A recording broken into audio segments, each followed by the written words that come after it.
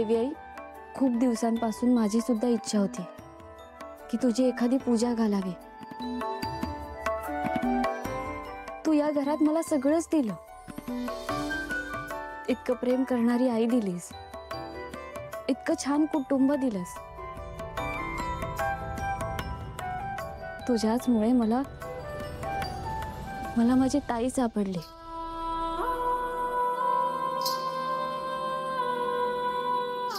माझी खूप इच्छा होती, पण ती फक्त आज आईसाहेबांनी बोलून दाखवली. म्हणून तर त्या आई आहेत मीरा. जसं देवी आई आपल्या भक्तांच्या मनातलं ओळखते,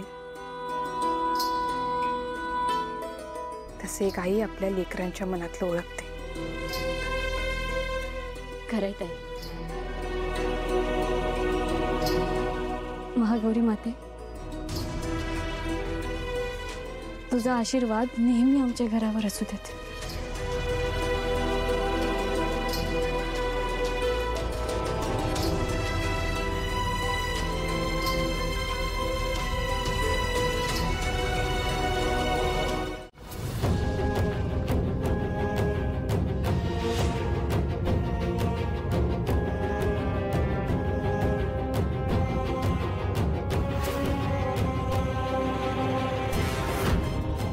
त्या म्हातारीला अडकवण्यासाठीचा चक्रव्यूह.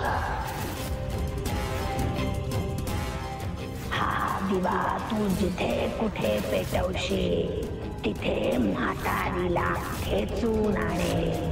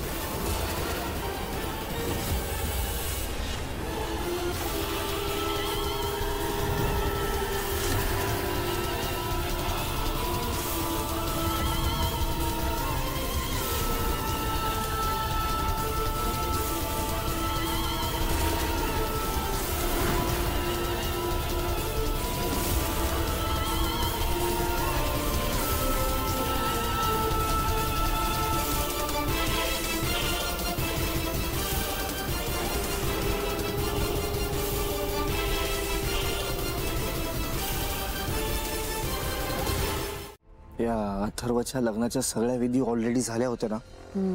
मग ही आता नवीन पूजा कसली आहे?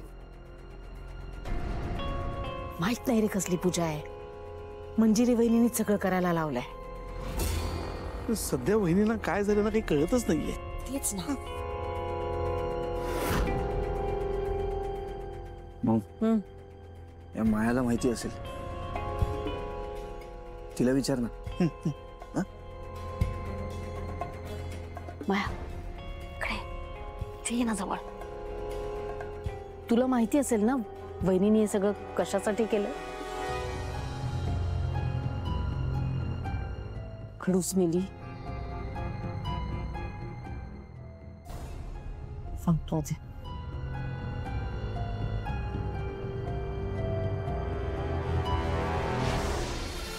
नमस्कार गुरुजी. नमस्कार. बसा बसा. गुरुजी नमस्कार. हो, दीर्घायुष्य मस्त. अथर्व आणि मीरा येत आहेत.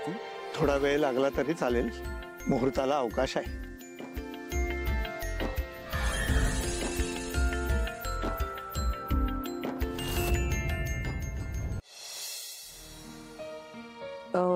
तुम्हाला आणखी काही हवंय?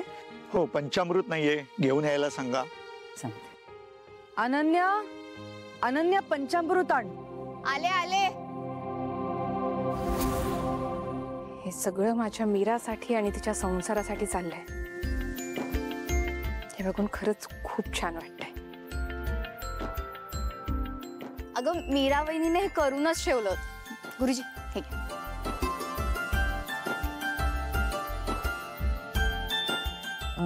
गुरुजी सगळं साहित्य आहे ना? काही लागलं तर सांगा. सगळं आहे.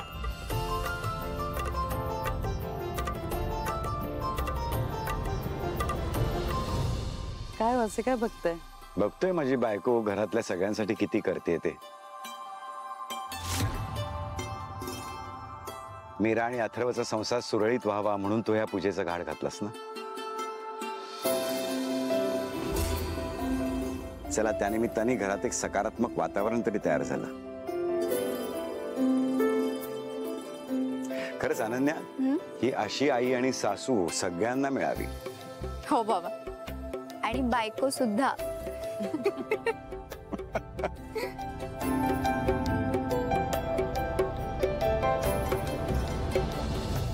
मी हे सगळं का करते कोणालाच कळणार नाही.